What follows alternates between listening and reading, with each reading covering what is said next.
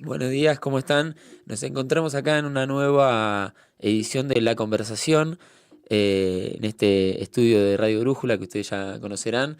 En este caso nos encontramos con una pensadora, una periodista que queríamos entrevistar hace mucho tiempo, que por suerte nos va a brindar unos minutos de su agenda que viene bastante agitada, pero queríamos charlar con ella de un montón de cuestiones, de sus libros, de su espectáculo que está haciendo y de cómo ve el panorama actual con respecto a la coyuntura y algunos debates que son muy interesantes para charlar. ¿Cómo estás, Nancy Gianpaolo?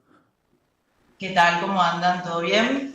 Perfecto, te escuchamos de 10. Bien. Nancy, bueno, la Bueno, presento, es periodista, ya la conocerán porque escribe también en Perfil, sacó varios libros, más adelante vamos a estar hablando de algunos de esos libros que sacó allá por 2021. Si no me equivoco, el 2021 fueron los últimos, ¿no?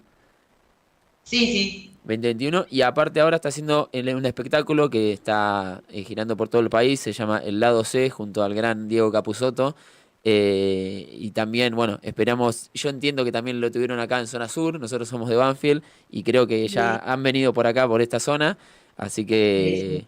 que más que nada quería preguntarte, empezar, Nancy, hablándote del espectáculo porque veo que está muy en boga esto y no lo promocionan. A mí me llamó la atención que ustedes solamente, creo que en una entrevista, no sé si vos con Diego hablan, de que es solamente el espectáculo para ir y verlo en el momento, pero no hay reproducciones, digo, no suben a YouTube, no hay recorte, no hay nada, Pero ¿no?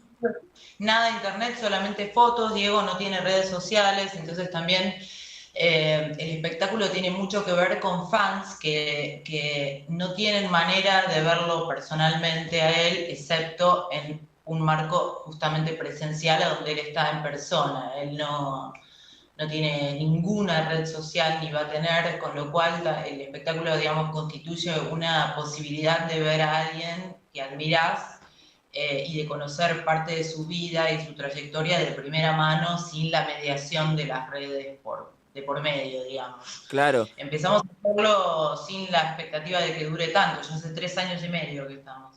Sí, me llamó la atención eso porque cuando estaba viendo del espectáculo, o sea, sé más o menos de qué va porque uno se interesa, no tuve la posibilidad de verlo en vivo, pero no, me llama la atención que todos siempre tienen como una parte, viste, visualizada o lo graban o suben recortes y ustedes no van por esta propuesta que es en persona, así como era, bueno, antes el teatro, ir a verlo en el lugar.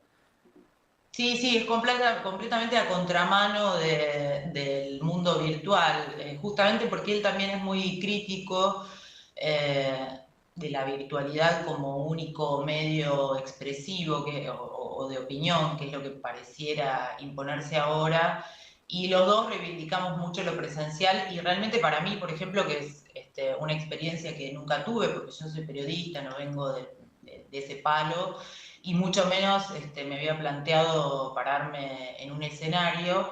La diferencia es muy grande, realmente es muy diferente la experiencia con público real que la exhibición, digamos, a través de cualquier formato virtual con público que de alguna manera, si bien es real, también es virtual o tiene una operatividad virtual. Entonces, es muy impresionante lo que se genera con la gente.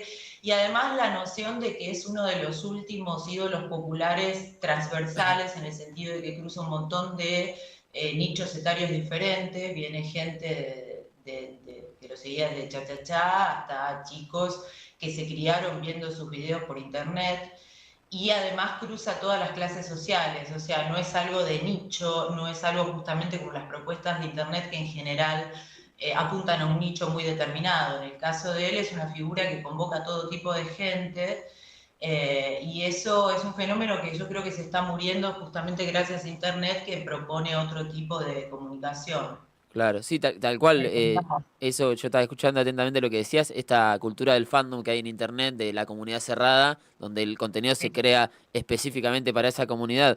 Y sabes que te iba a preguntar, vos también no sos tan activa en redes sociales, pero sí, por supuesto, sos un faro de referencia, de consulta, con unas corrientes de pensamiento justamente que das discusiones que otras personas no daban en su momento, pero ¿cómo te llevas con eso? Porque entiendo que sos crítica también del debate en las redes sociales, porque leí por ahí que decías que hay que tener un juicio sobre todo automáticamente, hay que posicionarse automáticamente sobre cualquier tema y vos le escapás un poco a eso, ¿no?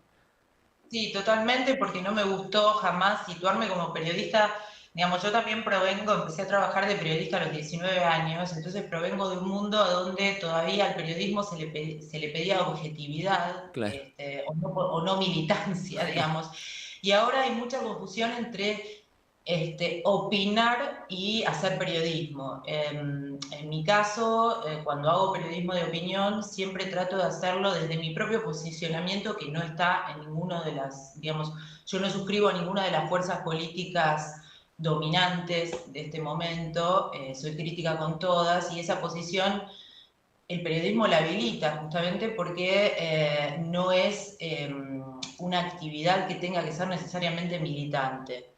Y además en las redes me molesta un poco el pulenteo que hay desde la comodidad de hacerlo a través de un dispositivo, porque creo que eso a veces obtura el debate, porque es muy diferente debatir en persona que debatir amparado bajo el paraguas de los medios, ¿no? O de cualquier, sí, amparado detrás de cierto anonimato que te da opinar o pulentear en redes, mientras que después cara a cara la cosa es diferente. Para mí sigue siendo más interesante debatir persona a persona, digamos. No me gustan mucho los formatos, por ejemplo, donde vos ves algo, que es muy de Twitch y qué sé yo, ves algo y discutís con ese contenido, pero sin que la posibilidad, sin que la persona que hizo ese contenido tenga la posibilidad de debatir con vos. Entonces, no sé, son formatos que a mí no son mis aguas. Los respeto, obviamente, y son muy exitosos, pero nunca me interesaron porque pienso que condicionan mucho la opinión. Más cuando, como en mi caso, tenés una opinión que por ahí no cuadra en ninguna burbuja. No, no, es muy interesante esto que decís porque hoy en día debe ser lo que más justamente interacción causa, son las reacciones, esto de ver un video, ver un contenido de una persona y reaccionar a eso, pero es verdad que uno no nota que la persona no está ahí como para, che, yo quise decir otra cosa o quise plantear otro tema, es rarísimo hablar directamente con un contenido y no con la persona, tal cual. Eh, sa- Sí, sí, es muy condicionante además para pensar, para mí eso. Claro. Yendo ahí a tus libros, yo había leído el último que era, no el último, sino el que recopila las entrevistas con Alan Pauls, con Martín Cohen, con Ariana Harwitz, y hace poco me topé con otra gran noticia, que es que hay una novela de Ariana Harwitz la va a tomar Scorsese para hacer su próxima película, y en ese libro vos tocás el tema de la cancelación y un montón de cuestiones que tiene que ver con el arte en estos tiempos y cómo una cierta punitivismo sobre los artistas había copado la escena. ¿Vos pensás que hoy en día ya empezó a cambiar eso, se empezó a revisionar porque como que dio la vuelta o si, seguimos estando con algunas cuestiones vedadas o de censura con algunos artistas, sobre todo los que dicen cosas, digo, no polémicas, sino que invitan a pensar?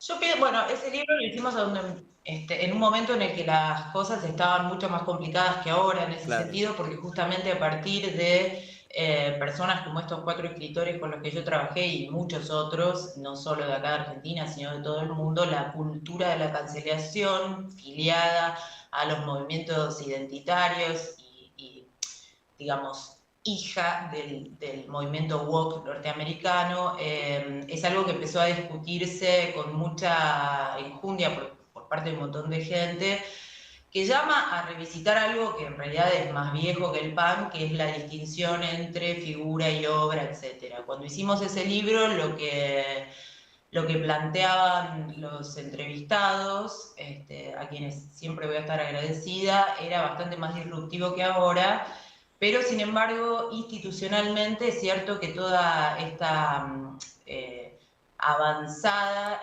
sigue vigente. Esta avanzada, digo, sobre el quehacer cultural, pretendiendo a veces corregirlo o verlo o ver la historia a partir de las nuevas perspectivas que se trazan en la coyuntura, entonces tratar de modificar o tener un diálogo con el pasado que a veces es un poco avieso. Bueno, eso continúa y también continúa cierta persecución institucional basada, digamos, apoyada sobre ese tipo de normativas. Eso no es un fenómeno argentino, es un fenómeno internacional. Hay un libro muy elocuente en ese sentido de una escritora maldita para el peronismo que se llama Pola Olexarac, que se llama Claro. Hombre el libro, y plantea muy bien o deja ver muy bien cómo estas movidas, digamos, cancelatorias tienen lugar en las instituciones, que es donde más peligrosas se tornan, porque si quedan en el ámbito de la opinología de Internet no pasa nada, pero cuando se transforman en políticas institucionales, a donde alguien puede, por ejemplo, perder el trabajo en una universidad, o donde puede ver completamente censurada su obra, etcétera, bueno, ya estamos ante algo más jodido que sigue ocurriendo, insisto, no solo en Argentina. De hecho, en Argentina hay bastante apertura para discutirlo y hay países que nosotros por ahí tenemos como faros de la libertad, tipo Francia, a donde estas políticas institucionalmente están horadando mucho la discusión pública. No es un invento nuestro, obviamente. No, tal cual, y digo, vos aparte lo relaciono con otra cuestión que vos siempre también venís hablando ya de antemano, que es desconfiar un poco de estas movidas culturales a nivel global, que no tienen en cuenta la idiosincrasia o las costumbres de cada territorio o de cada país, sino que tratan de imponer como un modelo de pensamiento único y hegemónico.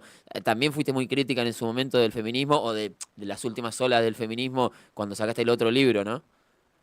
Sí, porque lo que pasó, digamos, lo que yo venía viendo es esto que vos señalás, por un lado, una especie de copia de movidas, digamos, que no tenían que ver tanto con Argentina. Y después el gran problema acá, para mí, ¿no? Según mi manera de ver de los feminismos, ha sido siempre el mismo, que es encuadrarse bajo una fuerza política mayor, digamos. Es muy complicado el ejercicio de un activismo dentro de una estructura más grande que es una fuerza política que busca llegar al gobierno. Claro. Si vos sos militante de una fuerza política y al mismo, o suscribís, digamos, acríticamente una fuerza política y al mismo tiempo formás parte de un activismo cuyo objetivo principal es demandar a las fuerzas políticas de turno distintas cuestiones que tengan que ver con la ampliación de derechos, con alcanzar algunos objetivos y qué sé yo, en algún momento lo más probable es que entres en coalición respecto de lo que tenés que demandarle al poder, que es la fuerza política que esté en el gobierno, y los intereses de tu agenda, que son mucho menos amplios que los intereses del poder, porque cada uno tiene lo suyo. Creo que con la victoria de Milei, además de probarse lo obvio, que es que veníamos de una crisis infinita. En Argentina también se probó que todos esos discursos medio importados, elaborados sobre la base de la idea de vindicar a las minorías, no tenían un correlato masivo a nivel social. Entonces, es re loco que todavía se siga apostando a militar por los derechos de las mujeres y las minorías sexuales dentro del marco de, por ejemplo, el kirchnerismo o el kichilofismo o cualquier fuerza de ese tipo, porque no veo que haya impactado ni electoralmente, ni que haya mejorado sustancialmente un montón de cosas que las mujeres todavía tenemos pendientes, sobre todo relacionadas a los derechos laborales. Eso no se trabajó demasiado y creo que parte del problema fue que las referencias feministas más importantes que había o que hay dentro de la Argentina provienen de un solo sector político.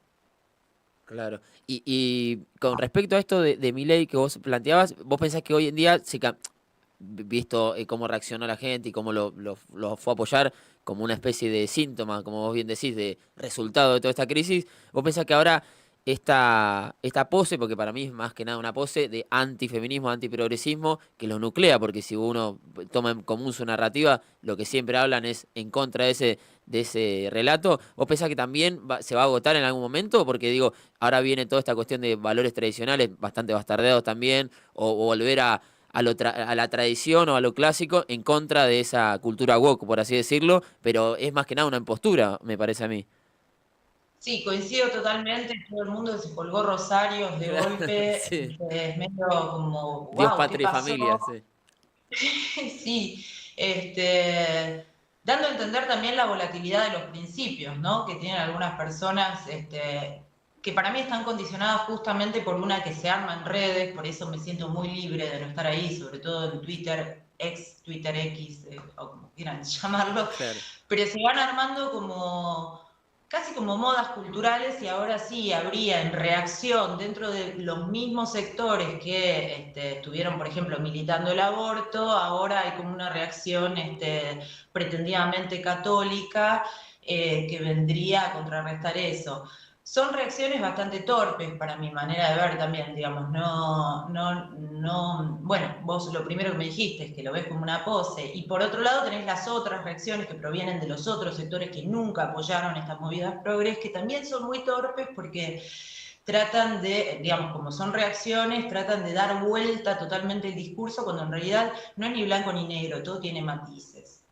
Claro, sí, tal cual, porque aparte yo lo veo bueno, ahora obviamente están en el gobierno y toda esta horda tuitera de Milei que parece que como diciendo, vieron que nosotros teníamos razón y en realidad es una pose también del otro extremo para reaccionar contra este antiprogresismo que pareciera ser bandera o que va a durar mucho tiempo, que para mí no deja de ser más un relato si no cambian las condiciones materiales, como vos bien decías antes, que si no se cambia la calidad de vida de las personas, va a caer en saco roto también.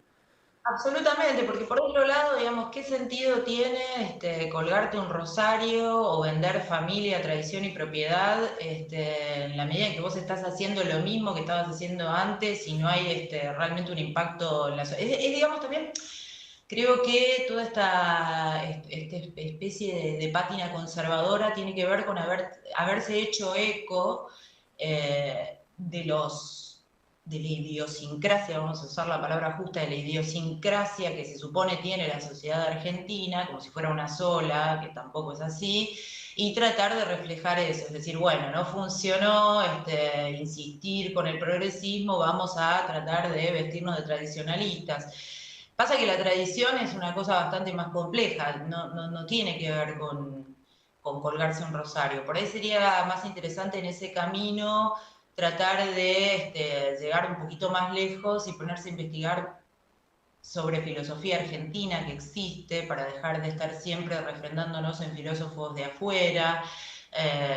Hay filosofía política argentina también que no se investiga demasiado. Digo, en el marco de lo tradicional nosotros tenemos pensadores que no son demasiado visitados por estos que están con el rosario colgado ahora. Y tenemos pensadores y filósofos católicos en Argentina, pero no los van a consultar a ellos. Más bien se elabora una cosa, como vos bien decís, de tipo superficial, que tampoco ahonda en la tradición, ¿no? Es como, sí, saco roto dijiste, me parece, Sí.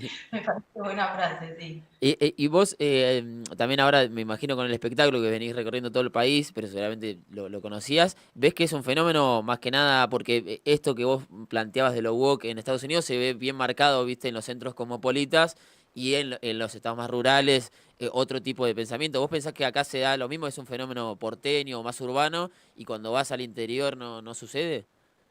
Sí, siempre los fenómenos urbanos no son representativos de un país en general, y más en nuestro caso que tenemos todo tan centralizado específicamente en Buenos Aires. Yo creo que ni siquiera son fenómenos urbanos, sino más fenómenos de redes, y por supuesto que cuando te encontrás con gente real, ves que no han permeado tanto. De hecho, por ejemplo, en el espectáculo que en realidad es una entrevista, le decimos espectáculo porque Diego es espectacular, pero lo que hacemos es una entrevista en vivo.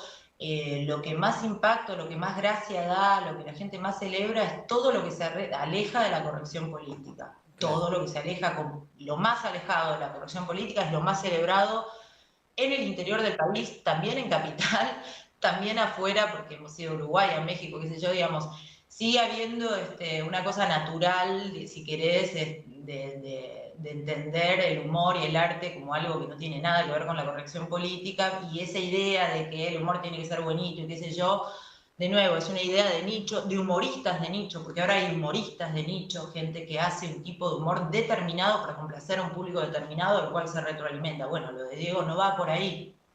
Claro. Y la gente que lo va a ver, que ya a lo largo de 3 años y medio, imagínate, son miles y miles y miles de personas, no han dado muestras de estar interesados, justamente por eso lo van a ver a él, en estos nuevos lineamientos a donde todos tenemos que ser buenos y reírnos de las cosas habilitadas para reírnos, etcétera. Sí, sí. Aparte, en el humor se da también, como decís, un fenómeno mediante la risa se puede ver bien el clima de época, de bueno, de qué está permitido reírse, de qué no, de con qué se puede hacer humor y con qué no. Eh, Claro, tiene algo que es la espontaneidad. Entonces, cuando la celebración del chiste viene por el lado de la virtualidad, ya la espontaneidad queda fuera del esquema. claro. Cuando es en vivo, la risa es algo que surge espontáneamente, entonces no se puede controlar. Ya esos controles de no me puedo reír de esto, pues es un chiste de putos, no corren porque vos estás ahí y la risa emerge espontáneamente.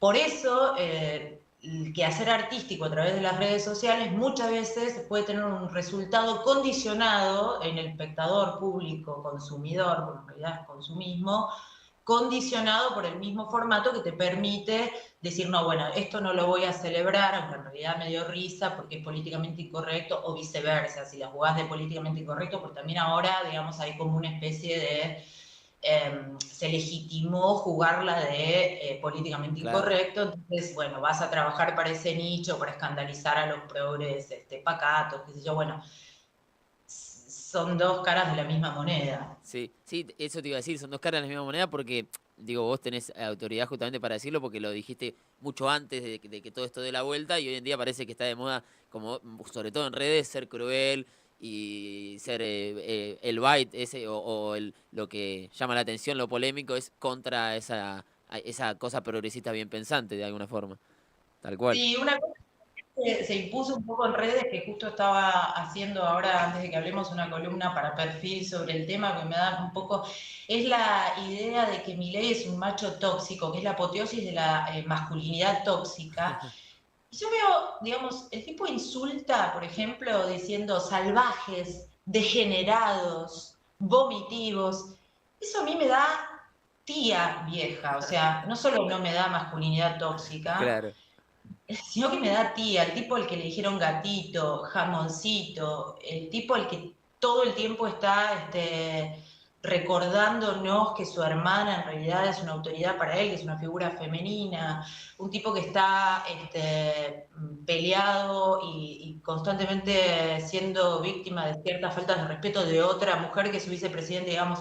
También, viste, se empiezan a armar como consensos, que el consenso es algo terrible porque lo que habría que practicar en esta época es el disenso, no el consenso, porque el consenso siempre le conviene al poder, pero se empiezan a armar esos consensos a partir de los cuales, bueno, vamos a discutir la masculinidad de Milei cuando es el último de los problemas, porque a mi manera de ver no es tal, pero además lo que hay que discutir no tiene que ver con el género, tiene que ver con la gravedad espantosa de todas las medidas de gobierno no solo que toma, sino que continúa de los gobiernos anteriores y que ya venían haciéndonos mierda. Bueno, si estamos entreteniéndonos en que el chabón es un tóxico, que sí, realmente le gusta Yuyito o está montado, es como, viste, una crítica estéril. Sí.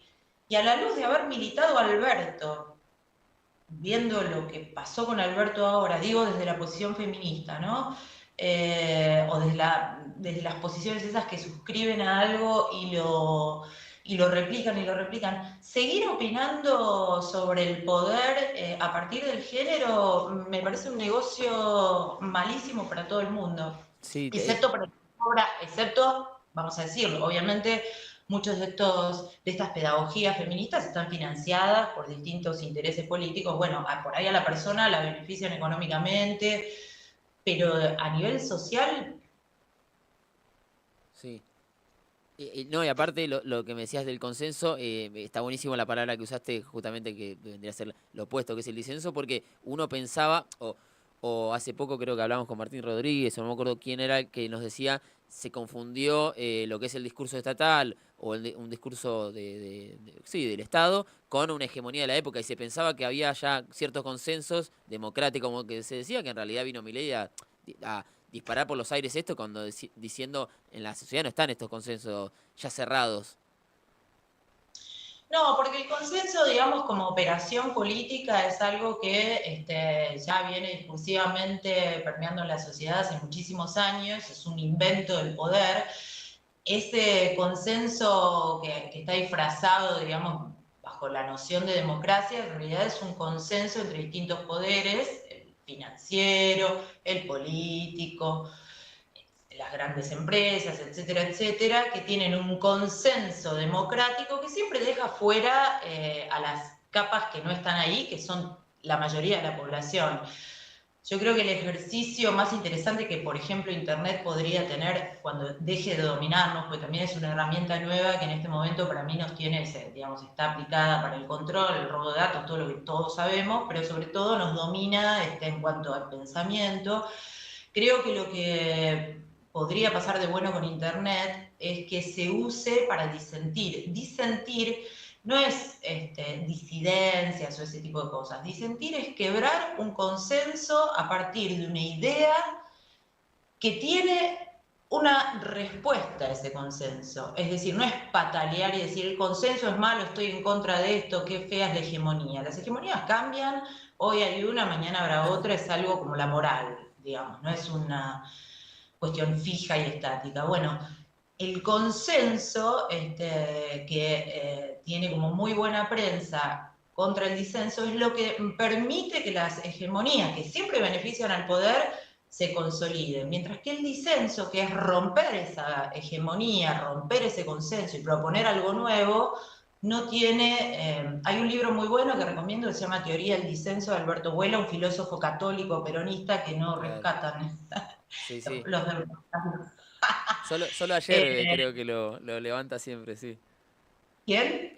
Solo creo que Ayerbe, Martín Ayerbe, lo escuché que siempre lo cita, pero porque creo que, no sé, tenía Porque andan relación. en humo. Sí, sí. No, yo más allá, digamos, Pero después no tampoco lo escucho mucho, sí. conozco toda la obra de Vuela completa como para acordar en todo, mucho menos con Ayerbe, que ni lo conozco, pero sí digo que es muy excepcional vindicar este tipo de personajes. Eh, el padre Castellani, digamos, si están todos con esa, bueno, Horacio González editó al padre Castellani en la Biblioteca Nacional. Horacio González, que es un adalid del progresismo, lo editó, y sin embargo el progresismo no está muy interesado en esos católicos con los que aparentemente tendría que filiar. Por ahí están más con el Papa, qué sé yo. Claro, tal cual. Y sabés que antes habías hablado de la financiación, que vos tenés otro libro que es Género y Política en tiempos de globalismo, y hace poco, hace 2 semanas, por ejemplo, me topé con una noticia que era que Georgia, el país había instado a que todas las ONG que operan en el país tenían que estar registradas de dónde provenían sus fondos. Bueno, se armó una batahola, obviamente Occidente lo salió a matar y a decir que estaba con Rusia.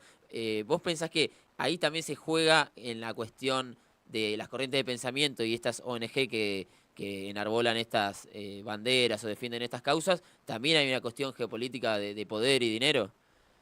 Por supuesto, obviamente, pero además es algo más viejo, o sea, de nuevo, ¿no? Ese libro que a mí me enorgullece mucho porque está hecho por una editorial que es súper picante, que se llama Nomos, y Sí. en una edición nueva que va a salir va a ser prologado por su editor, que es Esteban Montenegro, que es un pensador ultra Sacaron interesante. libros de Dugin también, ¿no? De Tiene alguno Fusaro, de de Dugin, Luque, claro. Pizarro, el de Vuela que te mencioné, lo editaron ellos, Alain de Benoit, todos autores que ahora el progresismo está empezando a mirar porque no les quedó otra, pero que habían estado siendo ignorados durante un montón de tiempo. Igual los traen a colación para decir, son los autores fachos de Moreno, pero no los conocen muy bien.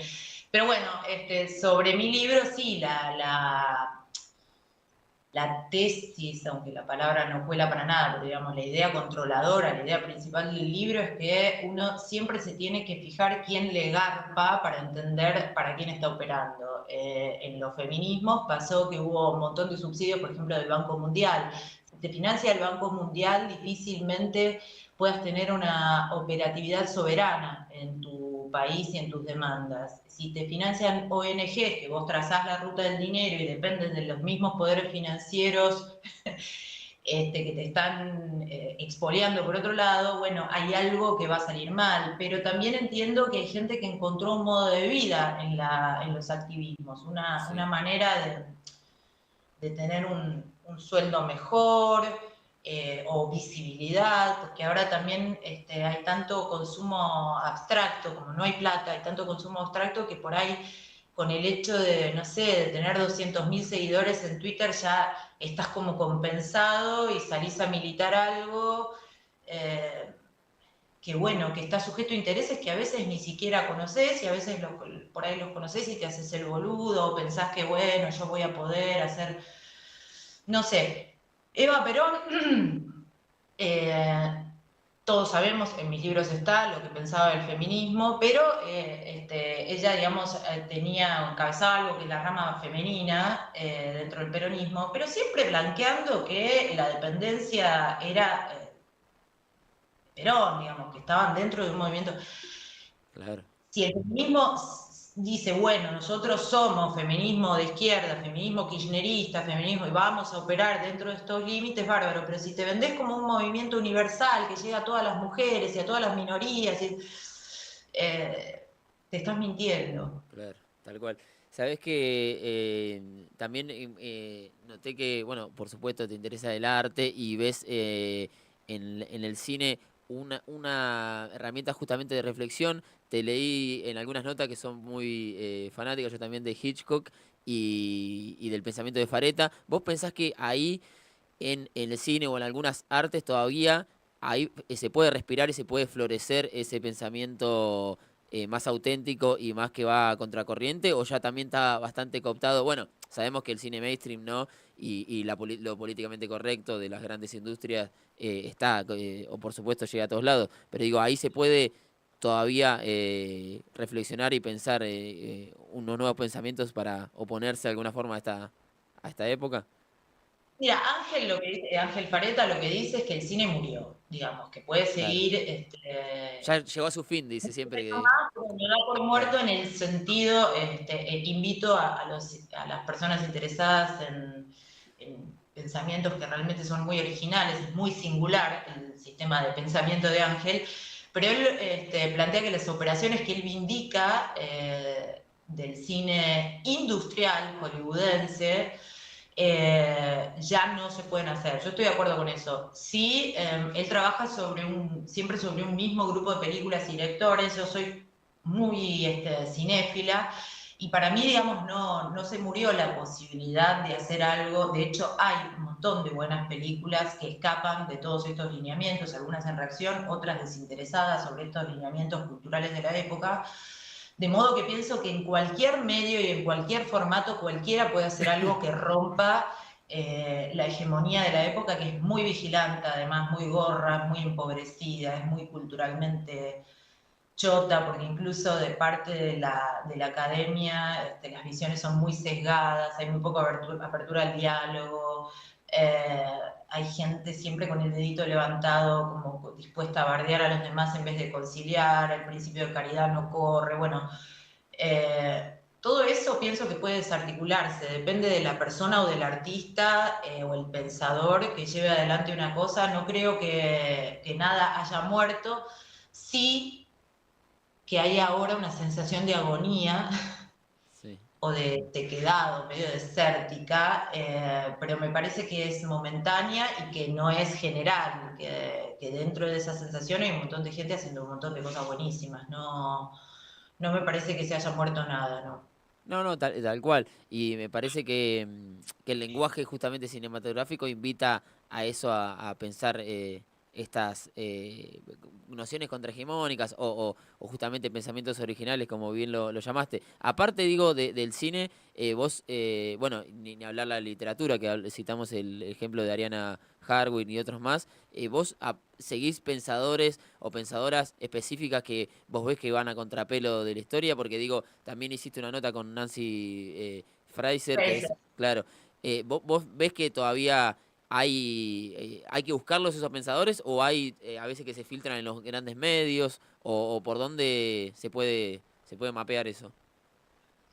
Yo tengo mucha suerte también de no estar en redes porque las redes te van tirando a quién tenés que buscar. O sea, se pone de Claro, moda Fisher, todo Fisher. Se pone de moda Dugin, todos Dugin. Digamos, están así con la agenda que está bueno, porque si te lleva a leer cosas que no leerías de otra manera está bien, pero en mi caso es un poco más caprichosa la búsqueda, si querés, y busco en función en realidad de lo que quiero decir, no tanto de lo que la agenda me impone como tema de conversación. A Nancy la encontré hace varios años, después de eso empezó a tener, hizo algunas notas más acá para la Argentina, había venido antes, pero yo la encontré en función de algo que me servía a mí, que era la noción genial que ella inventó de progresismo neoliberal, que yo advertía que era lo que estaba pasando acá del kirchnerismo en adelante con más fuerza, y toda esa dinámica de las ONGs de las que hablábamos antes, que por supuesto en Estados Unidos tienen una historia mucho más larga que acá,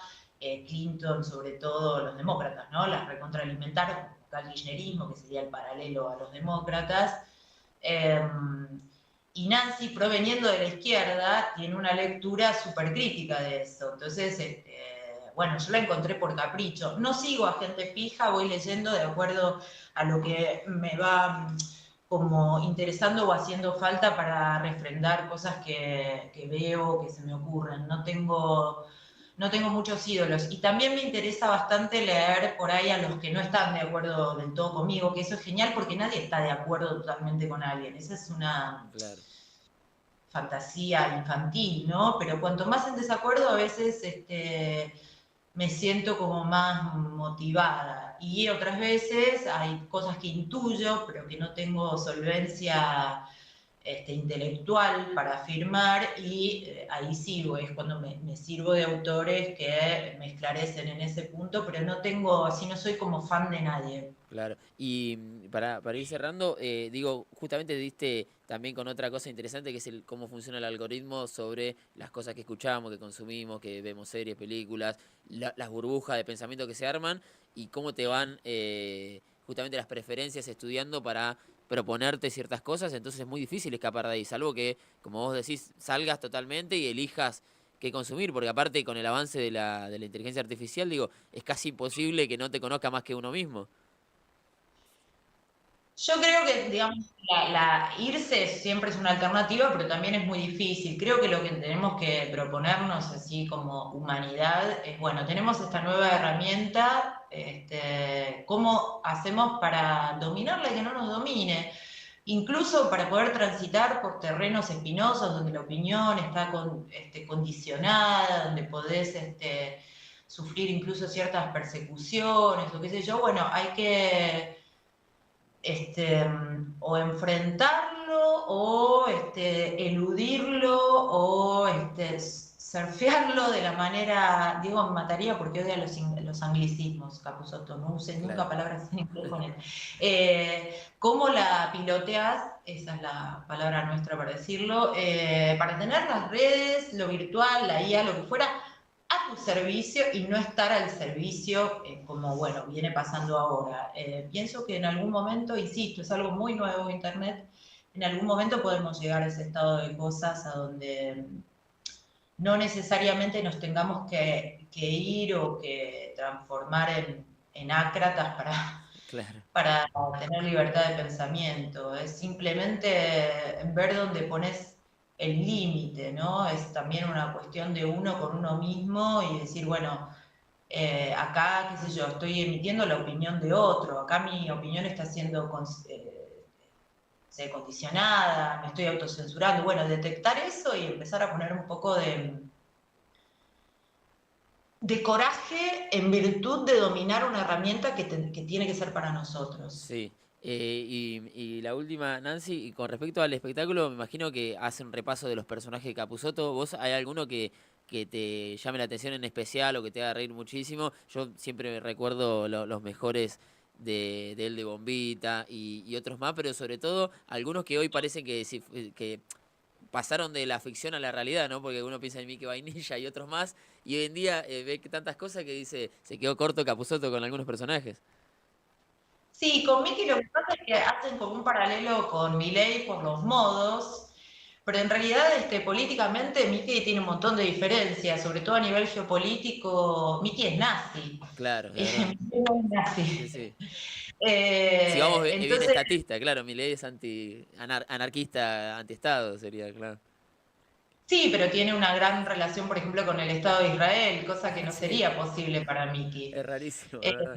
entonces, con el estado de Netanyahu, Claro. que no sé, entonces hay como un paralelo eh, que la gente automáticamente dice, ay, sí, es Marra, es Milei, pero es más bien superficial porque después si te interesa la política y le das un poco fino, no son las mismas propuestas, no es que se quedó corto Capusotto, es otra cosa que tiene similitudes y que pudo haber sido visionaria, sobre todo en cómo encarna él al personaje, porque lo increíble para mí ahí es que él encarnó un personaje cuya manera de moverse y hablar después aparece en el poder. Ahora, políticamente no tienen los mismos planteos. De todas maneras, mi personaje preferido es Violencia Rivas, porque creo que su discurso me representa un montón de veces, no en la parte de matar a las hijas, pero hay algo realmente anarco en ella, que también es parte de Diego y que a mí me parece que está, no sé, por encima de todo lo que se haya hecho en humor en mi tiempo vital al menos, ¿no? La posibilidad que tiene el personaje de conjugar rabia y verdades muy dolorosas con violencia y con una caracterización drag y qué sé yo, bueno, es de una complejidad y una riqueza increíble. Para mí ese personaje es mi favorito. Sí, Miki también me gusta, Bombita, me gustan todos, Juan Carlos Pelotudo me gusta, o sea, pero violencia. no, y aparte, yo siempre decía cuando lo veía que después también tuve la posibilidad de hablar con Pedro Saborido, con algunos guiones que hacía él, pero cómo la capacidad de ver la sociedad, o sea, ser casi un sociólogo para identificar patrones sociales que estaban ahí y los condensa en un personaje. Eso me llamó la atención siempre de él, que decía cómo lo hace, pero bueno. Y eso es muy propio de los grandes humoristas también, porque el humor trabaja muy frecuentemente con la agenda. El humor gráfico, por ejemplo, es la prueba más cabal de eso, ¿no? Vos tenés que tirar un chiste por día en un diario y trabajar con la agenda. Entonces, digamos, obviamente no es algo nuevo, es algo que el humor siempre hizo. Lo que pasa es que acá no sé si hubo referencias tan grosas como esos programas en particular donde encabezados o donde Diego trabajó. Ahora se hace humor también con la agenda, pero de una manera completamente distinta. Para mí lo que marca la diferencia y lo que lamento que se pierda es que no es lo mismo hacer humor con un celular que con una estructura de trabajo grande como la que plantea un canal de televisión y no es lo mismo hacer humor desde lo discursivo que hacer humor desde el cuerpo como hace un actor.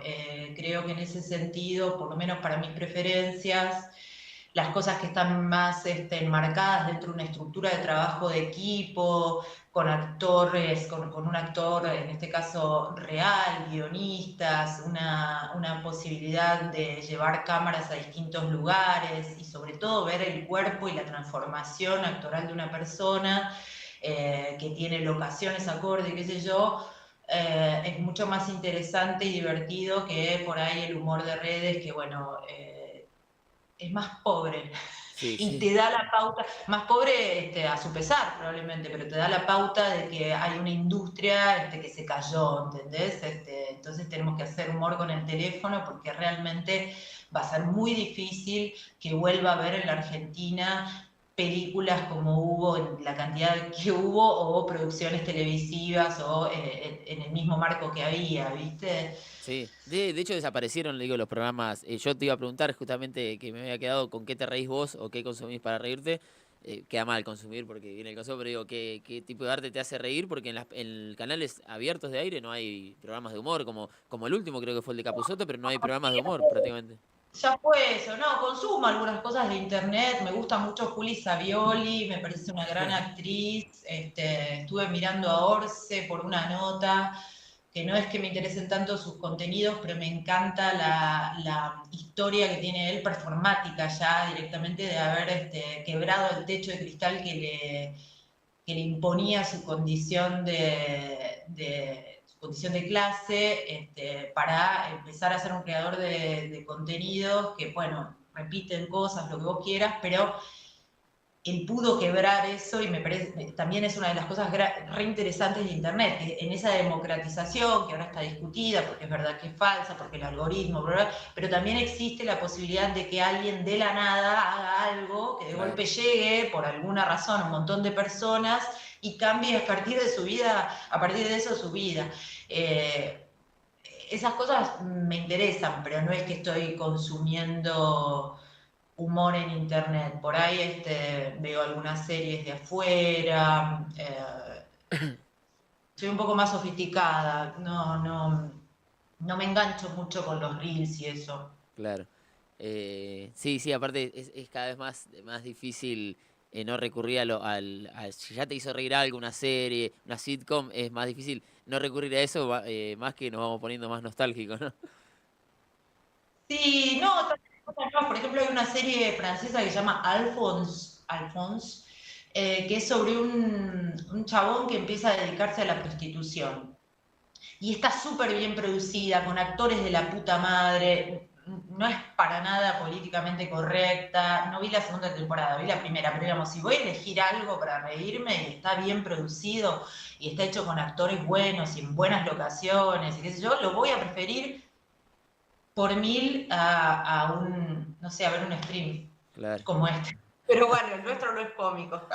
No, no, este esperemos que lo vean, sigan a Nancy, bueno, obviamente está al lado C, pero aparte tiene su Instagram. página de Instagram. No me pueden seguir en Twitter, no me pueden Claro. seguir en ningún. Tienen el Instagram y si no pueden ver la entrevista acá en Radio Brújula, en la conversación. Este más que nada es un espacio para reflexionar con algunas personas que nos interesa muchísimo su pensamiento, como es el caso de Nancy, así que te agradecemos y te dejamos libre que pasamos ya bastante tiempo. Muchas gracias, Nancy.